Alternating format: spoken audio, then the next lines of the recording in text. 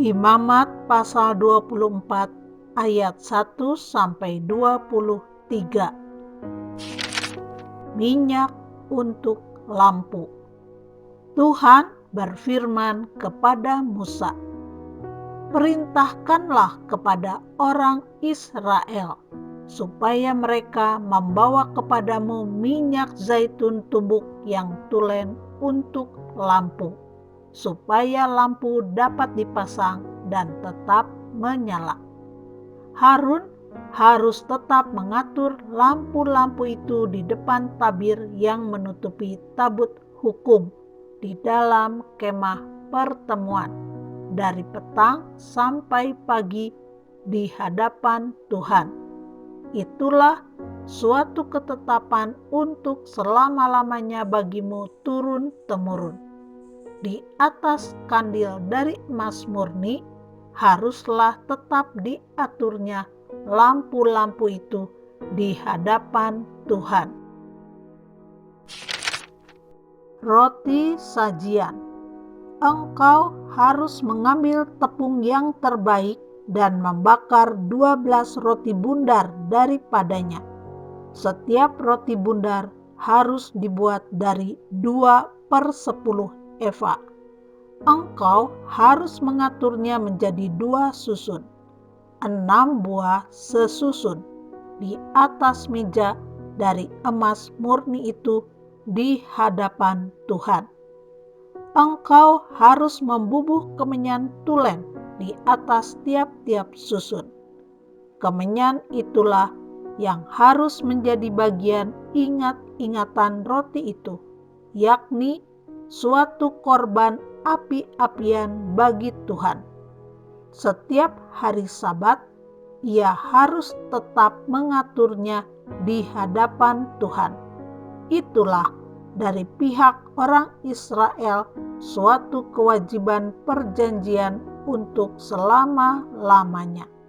Roti itu teruntuk bagi Harun serta anak-anaknya,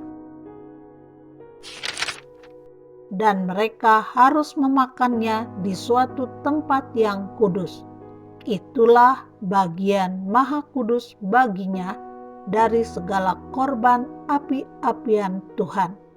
Itulah suatu ketetapan untuk selama-lamanya. Penghujat nama Tuhan dihukum. Lain-lain kejahatan. Pada suatu hari datanglah seorang laki-laki, ibunya seorang Israel, sedang ayahnya seorang Mesir, di tengah-tengah perkemahan orang Israel, dan orang itu berkelahi dengan seorang Israel di perkemahan. Anak perempuan Israel itu menghujat nama Tuhan dengan mengutuk. Lalu dibawalah ia kepada Musa. Nama ibunya ialah Selomit binti Dibri dari suku Dan. Ia dimasukkan dalam tahanan untuk menantikan keputusan sesuai dengan firman Tuhan.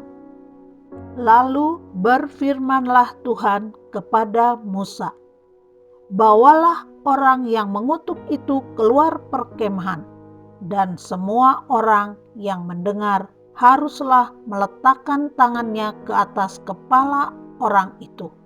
Sesudahnya haruslah seluruh jemaah itu melontari dia dengan batu. Engkau harus mengatakan kepada orang Israel begini: setiap orang yang mengutuki Allah harus menanggung kesalahannya sendiri. Siapa yang menghujat nama Tuhan, pastilah ia dihukum mati dan dilontari dengan batu oleh seluruh jemaah itu, baik orang asing maupun orang Israel asli. Bila ia menghujat nama Tuhan, haruslah dihukum mati. Juga apabila seseorang membunuh seorang manusia, pastilah ia dihukum mati. Tetapi Siapa yang memukul mati seekor ternak harus membayar gantinya, seekor ganti seekor.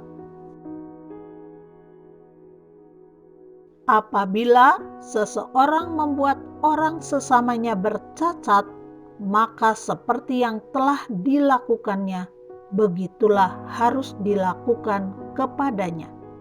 Patah ganti patah, mata ganti mata, gigi ganti gigi.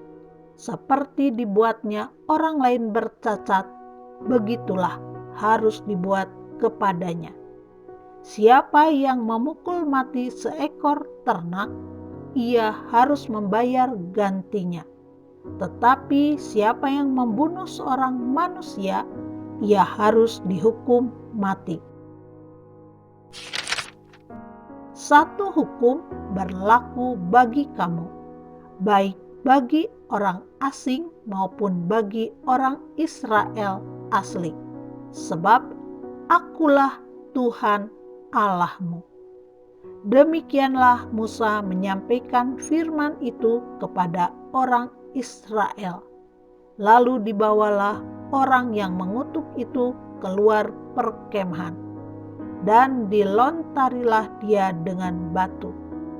Maka orang Israel melakukan seperti yang diperintahkan Tuhan kepada Musa.